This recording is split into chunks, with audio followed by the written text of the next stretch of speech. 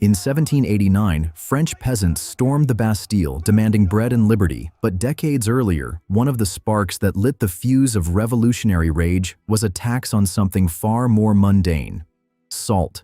The Gabelle, France's notorious salt tax, forced ordinary families to buy a minimum quota of salt every year at prices set entirely by the crown, whether they needed it or not. Smugglers who tried to avoid the tax were sentenced to death. Peasants watched their king live in gilded splendor at Versailles while they were criminally punished for trying to season their own food. Salt did not cause the French Revolution, but it was one of the oldest grievances feeding it. And that raises an obvious question. How did something you now buy for less than $1 a bag become valuable enough to spark riots, fund wars, and shape the borders of nations? The answer starts almost 8,000 years ago, long before France existed, long before written language, in a place called Solnitsata in modern-day Bulgaria.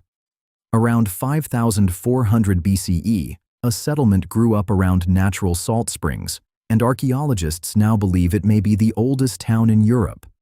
The name itself, discovered by researchers only in the last few decades, translates to salt works. The people there boiled brine from underground springs in clay vessels over open fires, evaporating the water until crystallized salt remained. This was not a casual hobby. It was industrial-scale production for an ancient world, and it made Solnitsata extraordinarily wealthy. Archaeologists have found gold artifacts at the site older than anything found in Egypt or Mesopotamia, evidence that salt production generated wealth thousands of years before anyone was building pyramids. Why did salt matter so much? Because before refrigeration existed, salt was the only reliable way to preserve food. Meat, fish, and vegetables all rot within days without it. Salt drew moisture out of food through osmosis, killing the bacteria that caused spoilage. A community with access to salt could store food through winter, survive famine, and support larger populations than communities without it. Salt was not a seasoning. It was the difference between civilization and starvation. This made salt one of the earliest and most important trade commodities in human history, and evidence of that trade appears almost everywhere ancient civilizations left records.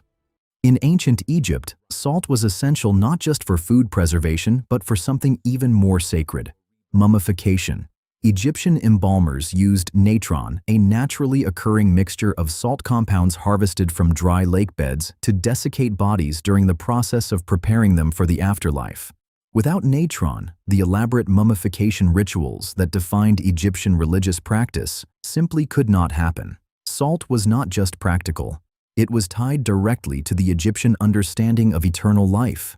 The Egyptians also used salted fish as a major export commodity, packing preserved fish for trade routes stretching across the Mediterranean and into the Near East. Entire fishing and salting industries grew up along the Nile Delta, feeding trade networks that connected Egypt to Greece, Phoenicia, and beyond. Speaking of Rome, this is where salt's connection to language and economics becomes almost impossible to ignore. The Latin word for salt, sal, is the root of the word salary. Roman soldiers were sometimes paid partly in salt or given an allowance specifically designated to purchase it, called a salarium.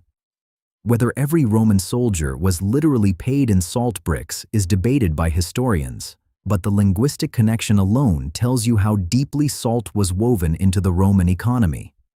If a soldier performed poorly, the phrase used was that he was not worth his salt.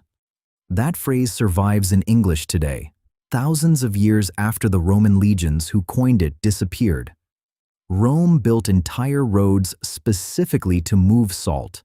The Via Salaria, literally the Salt Road, stretched from Rome to the Adriatic coast, allowing merchants to transport salt harvested from coastal salt pans directly into the heart of the empire. Roman engineers understood that controlling salt meant controlling food security for millions of citizens, soldiers, and slaves, and they built infrastructure specifically to secure that control. Rome was not alone. Across the ancient world, wherever civilization rose, salt became a tool of political power. In ancient China, salt was so economically critical that as early as 300 BCE, during the Han Dynasty, the government imposed a state monopoly on salt production and sale. This decision seemed small at the time. It wasn't. Salt tax revenue became one of the primary sources of funding for the Chinese imperial government for the next 2,000 years. Entire dynasties rose and fell partly based on how effectively they controlled the salt trade. Corrupt salt administrators became notoriously wealthy, and salt smuggling networks became so powerful that some historians credit illegal salt traders with helping to fund and organize the peasant rebellions that eventually toppled the Yuan dynasty in the 1300s. Meanwhile, in West Africa, salt was becoming quite literally worth its weight in gold. Beginning around the 8th century, trans-Saharan trade routes connected the salt mines of the Sahara Desert, particularly around Tagaza in modern-day Mali, to the gold-rich kingdoms of West Africa, including the Ghana Empire and later the Mali Empire. Salt was so scarce south of the desert and gold so scarce north of it that the two commodities were sometimes traded in equal weight. Salt for gold, gold for salt, an exchange rate almost impossible to imagine today. Camel caravans carrying massive slabs of rock salt cut directly from desert mines crossed hundreds of miles of the Sahara, one of the most brutal trade routes in human history, with temperatures swinging from scorching heat during the day to freezing cold at night. Merchants who controlled these caravan routes became fabulously wealthy, and the city of Timbuktu grew into one of the most important trading and intellectual centers in the medieval world, largely because of its position along these salt and gold routes. Mansa Musa, the ruler of the Mali Empire in the 14th century, and widely considered one of the wealthiest individuals in recorded history, built his empire's fortune in significant part on control of these trans-Saharan trade networks. When he made his famous pilgrimage to Mecca in 1324, he reportedly distributed so much gold along the way that he caused inflation across parts of the Middle East and North Africa for over a decade. That fortune was inseparable from salt. Back in Europe, salt was quietly shaping the medieval economy in ways that would eventually explode into violence. Venice, the same city that built its fortune on the spice trade, also aggressively controlled salt production and trade throughout the Mediterranean. Venetian merchants recognized early on that whoever controlled salt supply lines controlled leverage over every coastal community that depended on preserved fish and meat to survive winter.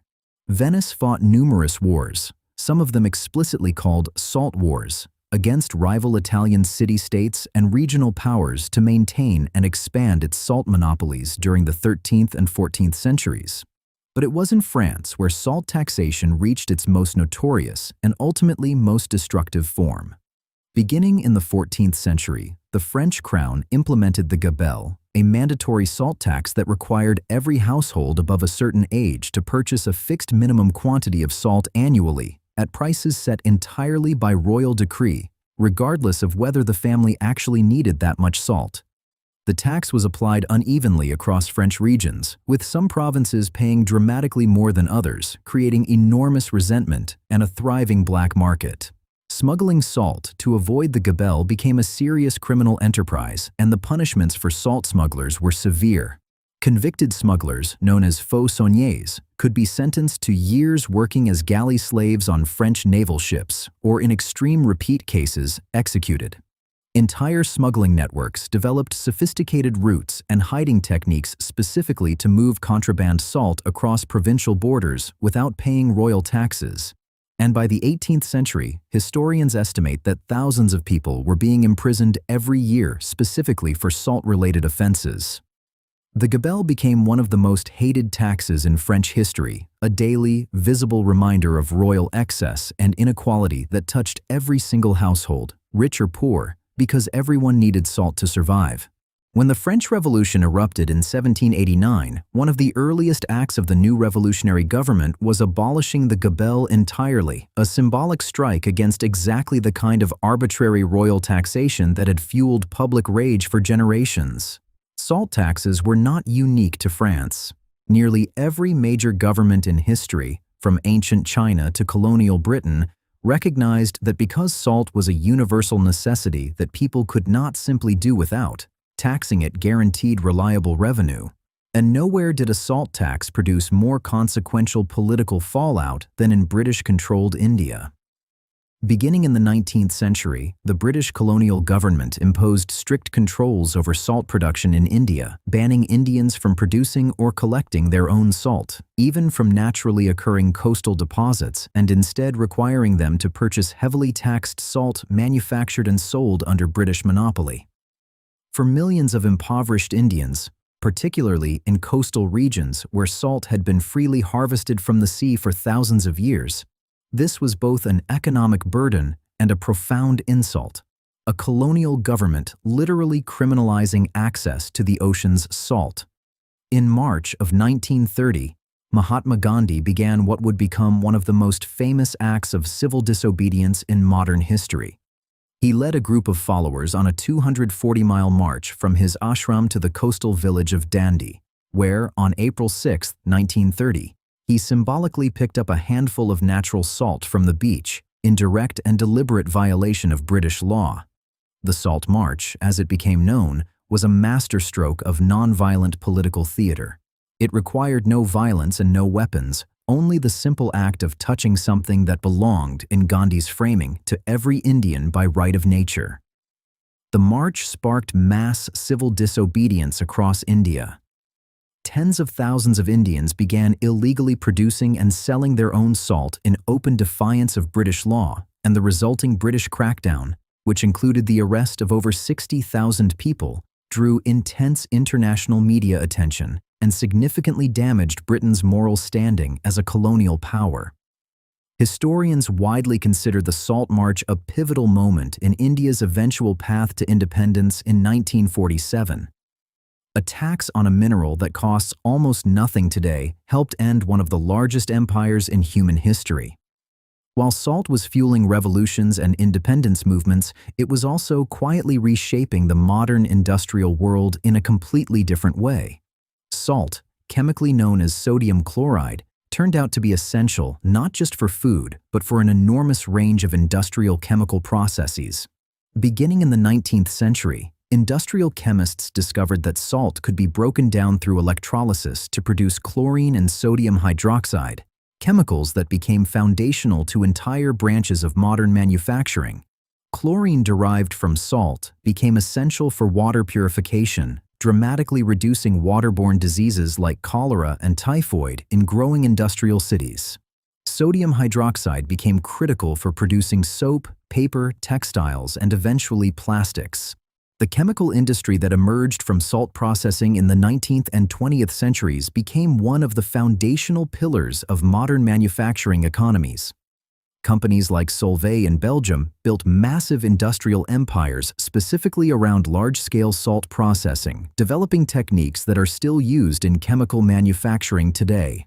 Salt, the same mineral that ancient Egyptians used to mummify pharaohs, had become an essential raw material for plastics, cleaning products, and pharmaceuticals. Today, global salt production exceeds 290 million tons annually, and the vast majority of it, roughly 60%, is not used for food at all. It goes into industrial chemical processes, water treatment, and, in colder climates, de-icing roads during winter. China is currently the world's largest salt producer, followed by the United States and India, the same country whose colonial-era salt tax helped ignite an independence movement less than a century ago. The salt used for food, the thing most people actually think of when they hear the word, now represents a small fraction of global production, and it has become so cheap and abundant that most people never think twice about it. A material that once justified wars, funded empires, and sparked revolutions now sits in a cardboard container on grocery store shelves for less than the cost of a cup of coffee. Think about the full arc of this material for a moment. A mineral that built the oldest known town in Europe became sacred to Egyptian embalmers preparing pharaohs for eternity, became the root word for a Roman soldier's pay, became worth its weight in gold across the Sahara Desert, sparked wars between Italian city-states, funded French monarchs while criminalizing ordinary peasants, and finally became the spark that helped end British rule over 400 million people in India. Salt has been currency, sacrament, punishment, and protest. It has built fortunes and toppled governments. And today, it sits quietly in nearly every kitchen on Earth, so ordinary that almost no one stops to think about the blood, taxes, and empires behind it.